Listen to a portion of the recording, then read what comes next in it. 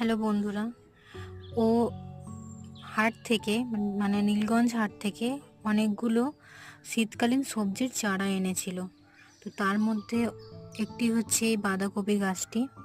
দেখুন কত সুন্দরভাবে হেলদিভাবে বেড়ে উঠেছে। এখানে দুটো গাছ লাগানো রয়েছে। এছাড়াও ওই হাট থেকে লঙ্কা গাছ, টমেটোর গাছ অনেক কিছুই এনেছিল। তো প্রত্যেকটা গাছ আমি আজকে আপনাদের দেখাচ্ছি, কয়েকটা হয়তো দেখাতে পারবো। এইখানে দেখুন লঙ্কা গাছটা কত সুন্দর হেলদিভাবে বেড়ে উঠেছে। এটা হচ্ছে টমেটোর গাছ, দেখুন টমেটোর গাছে তো ফুল হয়েছে। এখানে একটা কপি গাছ রয়েছে, এইগুলো হলো সব টমেটোর গাছ। প্রত্যেকটা গাছই খুব হেলদিভাবে বেড়ে উঠেছে।